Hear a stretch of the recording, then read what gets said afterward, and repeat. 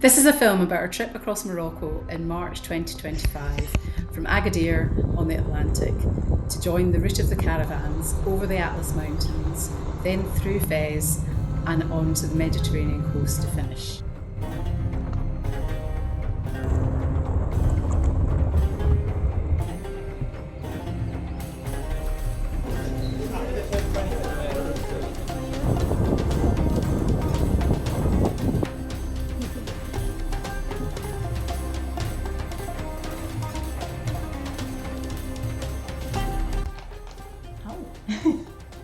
What are we doing?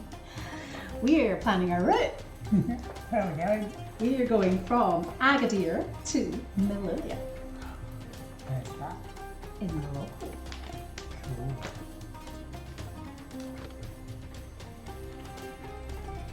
Oh, I think we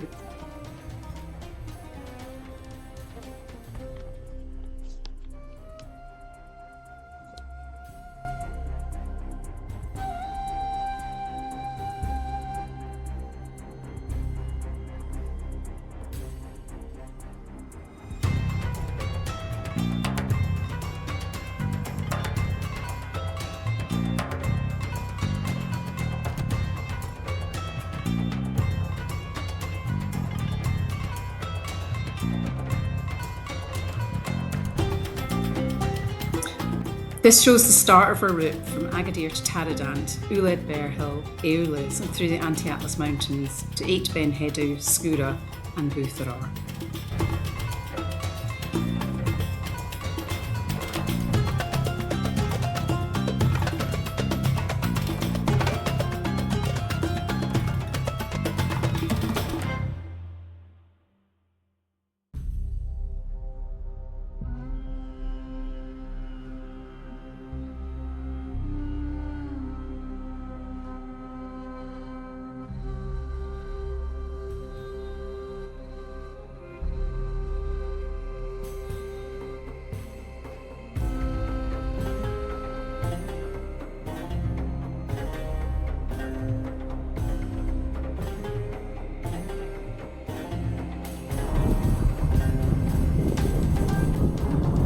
Riding out to the Atlantic was our first introduction to biking in Morocco. We found quiet roads, plenty of goats and dirt tracks.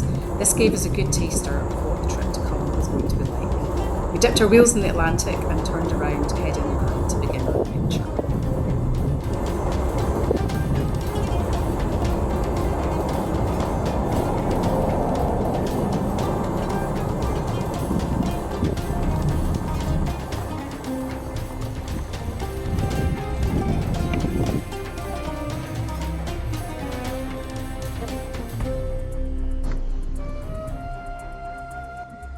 We left Agadir where the city quickly turned into greener fields. Having a tailwind, we ended up riding further than we had planned. Arriving in the walled city of Taradant at lunchtime, we continued on to the only accommodation we found.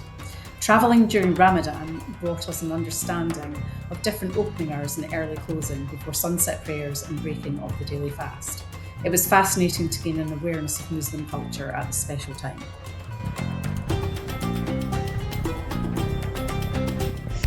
This felt like our first introduction to rural Morocco on the edge of the Anti-Atlas. Paths replaced roads, mules and mopeds replaced cars. We spent all day climbing and riding through villages, only accessed by dirt tracks, in the company of shepherds and goats, and ending with a high camp at sunset with views of the snowy Atlas.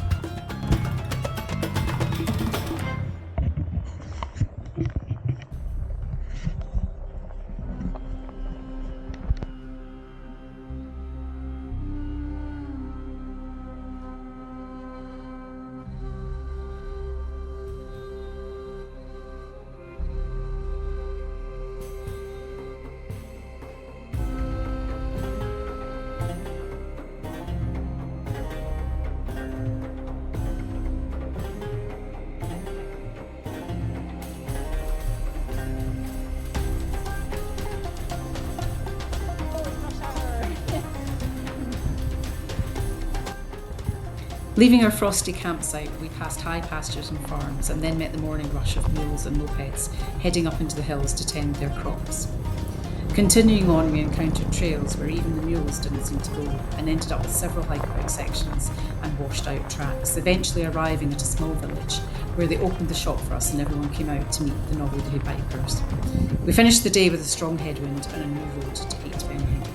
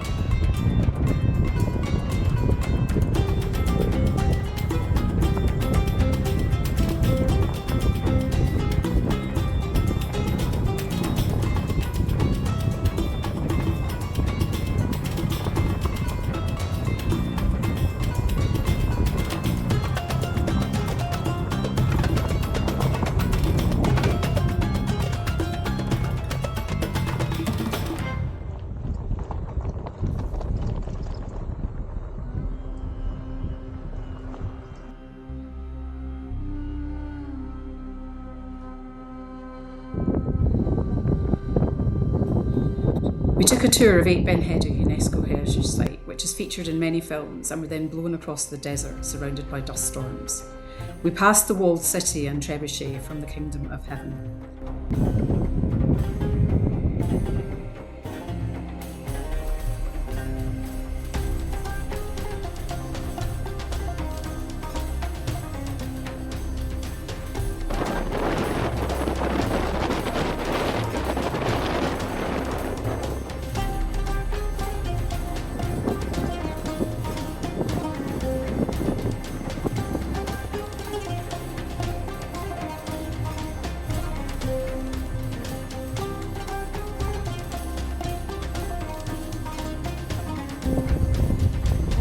Ouarzazate was a very modern city with a large film industry presence and very different to the villages we had travelled through before. Leaving Ouarzazate, we had a very scary crosswind on our first busy road, but eventually turning off onto dirt tracks and stumbling across a beautiful kasbah at Skura.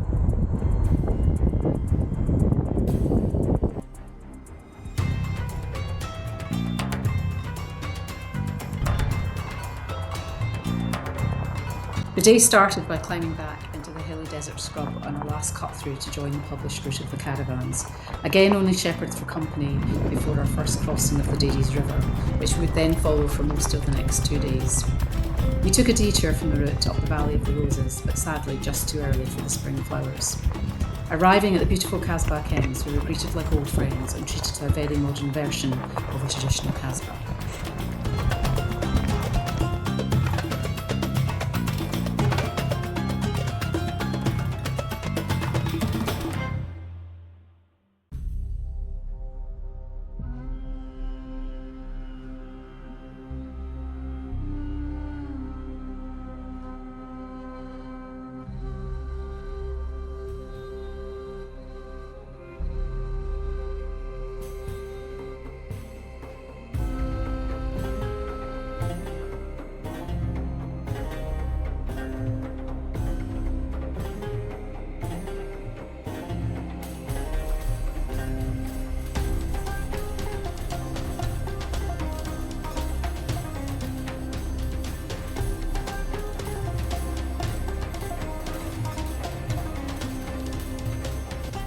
A section of the route followed the route of the caravans from Bouthar through the Dades, over the High Atlas, via Imilchil and onto Fez, travelling through gorges, over high passes, through cedar forests and eventually to lower green pastures before arriving in Fez, considered to be the spiritual and cultural capital of Morocco.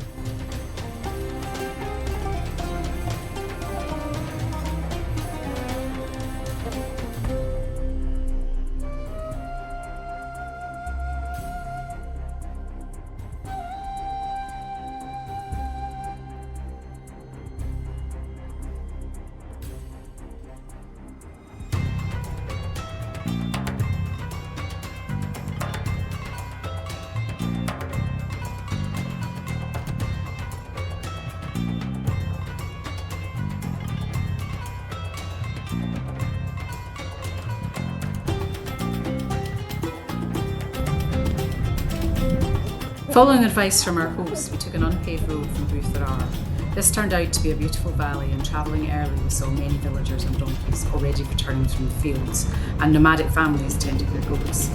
Once into the more populous Dades Valley, we found our first open cafe in Ramdar. We then followed amazingly engineered roads cut into the rock through narrow gorges, finally arriving at Kasbah Ami for the night. This traditional family Kasbah welcomed us in to share their evening meal of Berber pizza and gave us some insight into family life with the help of Google Translate.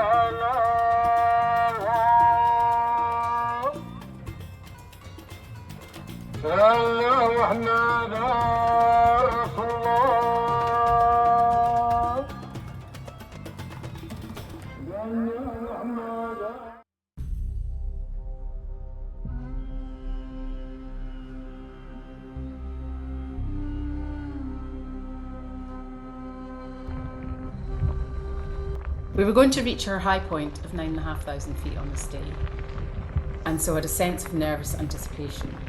This was somewhat mitigated when we discovered from our host that the gravel road had been paved and just completed a few months before. The climb was still long, with many switchbacks, but very few cars and incredible vistas all around. We found a patch of snow at the top, and there was relief at having passed the highest point of the trip, little knowing what lay ahead the next day. We enjoyed a long descent into Immelshil, which was bustling with overlanders and 4x4s and motorbikes, and felt more touristy than anywhere else we'd been.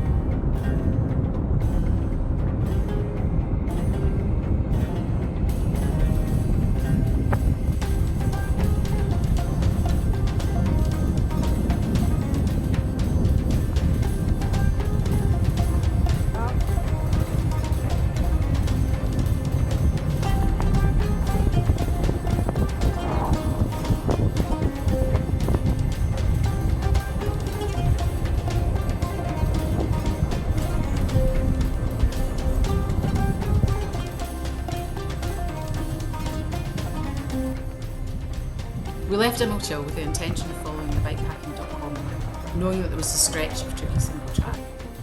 After 2 hours, we reached the trailhead and started our descent. The trail was steep and very loose and challenging with loaded bikes.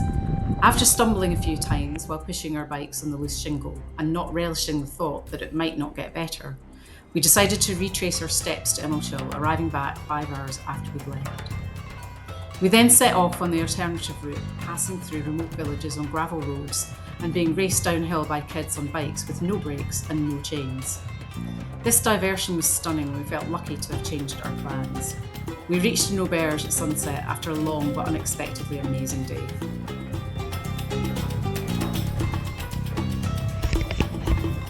This was our last day crossing the Atlas, but only halfway through our trip. Our initial route followed a broken road which had been washed away by the river, with a few locals telling us it was impassable. But nevertheless, we bounced on and got through, glad we were on mountain bikes. Our route carried on over a high dam and through cedar forests, and onto the Cirque de Jaffa and the Jaffa Canyon. Riding through the canyon was incredible and we had the whole place to ourselves. Exiting the canyon, we felt like we'd arrived in a different and busier world as we rejoined paved roads towards the bustling town of Bumia.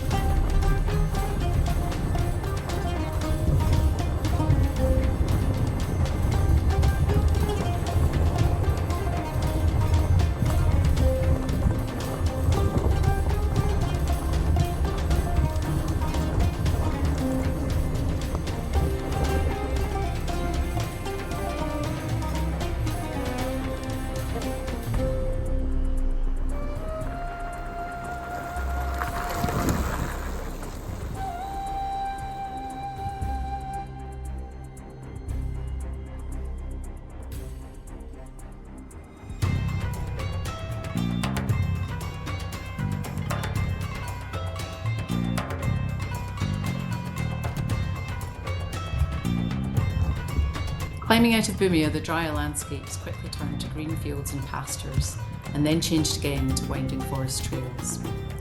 We passed flowing streams and shepherds grazing their flocks on lush green grass and met our first barky dogs guarding their territories. Our lunch was eaten beside a rural school and, as on most days in Ramadan, consisted of bread and cheese triangles. That evening we arrived at an auberge with no booking and were welcomed with mint tea in the garden, and then joined the family in front of the stove for a meal after sunset.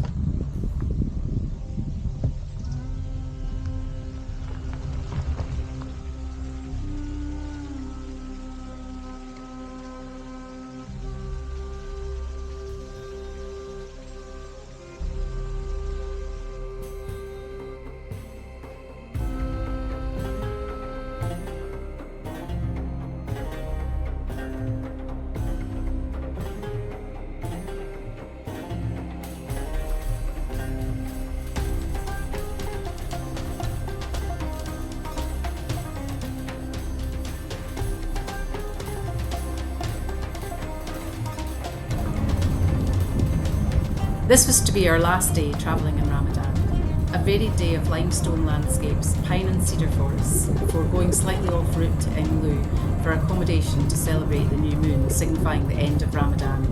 Just us and the manager on the balcony of an otherwise empty hotel.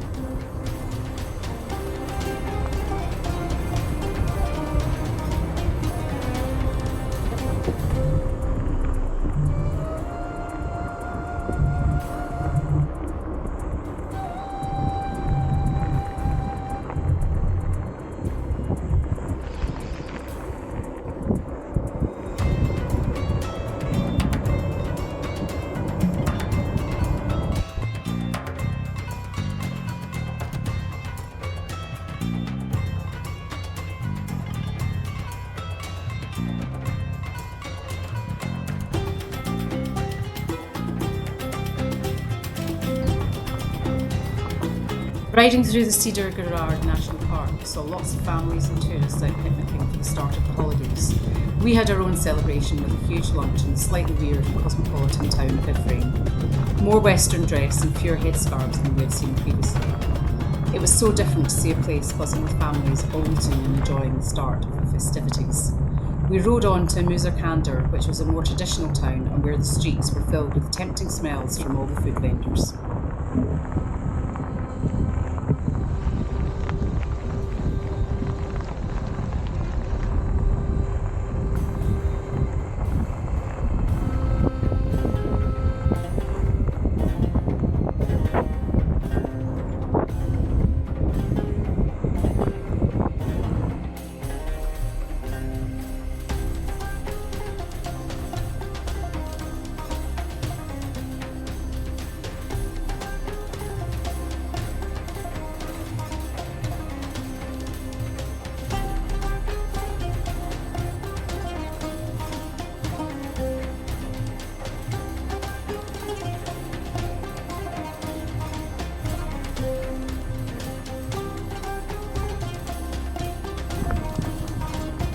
A mainly downhill day, pastures and grazing turned into managed olive roads as we descended. Despite arriving through the back door, crossing the tip into Fez, this beautiful city opened into palaces, gardens and squares before we entered the bustling Medina. Just as we exited the old Medina and were wondering if we could find our accommodation in the narrow streets, our host amazingly found us. I guess not many cyclists take this route.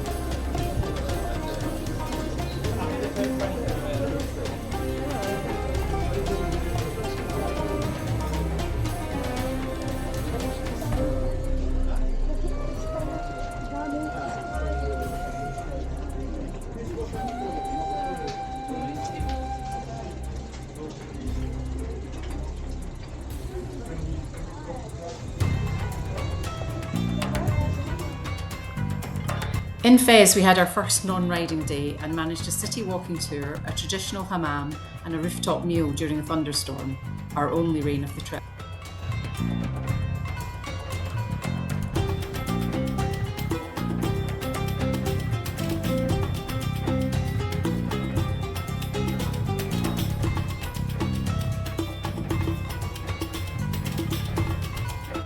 The final section of our trip took us from Fez and away from the route of the caravans, navigating the Rif Mountains and another day in the desert before crossing the border back into Spain and Melilla, a Spanish enclave on North African soil.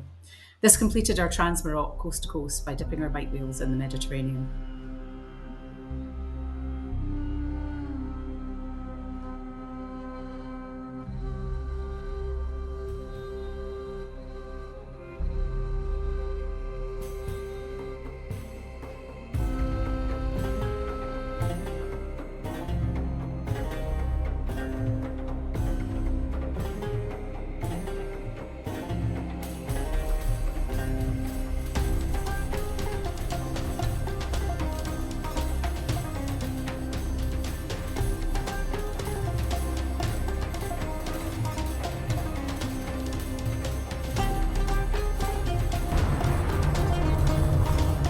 Leaving Fez under flat skies, we took advantage of a road construction project to avoid traffic.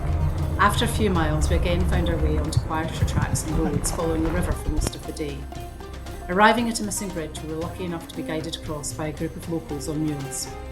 A day of many river crossings and then constant upwards riding at the end of the day saw us riding closer to sunset. Finding our intended accommodation to have closed, and with a number of friendly interactions with the local police, we stopped at a remote house to ask about camping spots. We were instead invited to stay the night, typical of Moroccan generosity.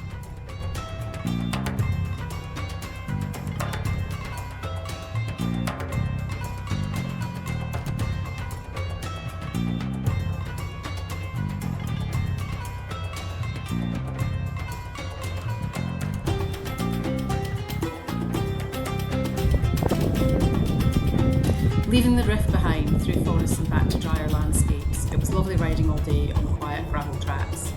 Mesgitan was our intended overnight stop. With little information online, we sent a question to the only WhatsApp number we could find. The response came that there was no accommodation, but we were welcome to stay with our family. This was the highlight of our trip, with a great evening of socialising with our friends and neighbours who came to meet these strange bikepackers wanting to visit their small town.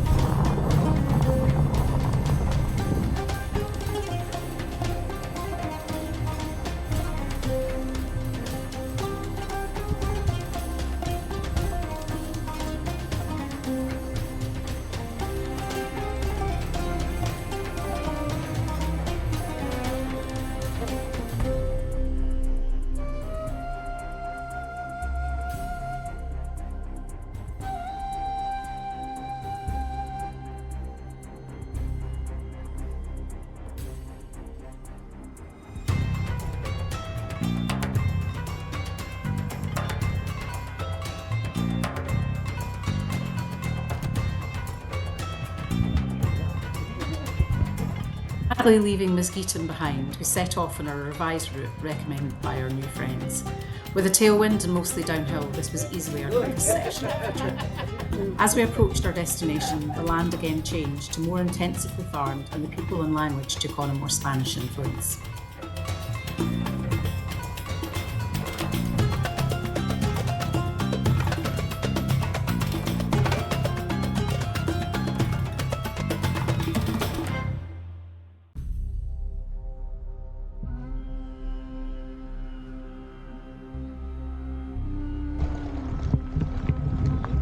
For our last day, we again revised our intended route along the coastal urban sprawl and instead opted for a final bonus hill.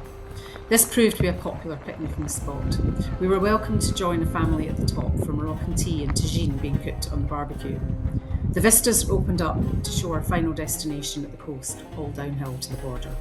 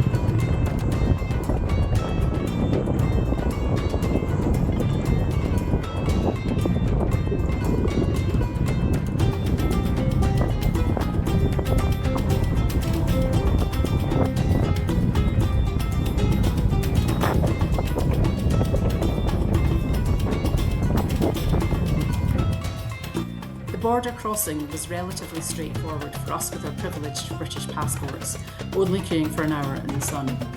The transition from Morocco to Europe was instant, with a total change in clothing, architecture and wealth. We dipped our wheels in the Mediterranean before taking the overnight ferry to Malaga and our flight home. Morocco was an amazing place to have an adventure by bike.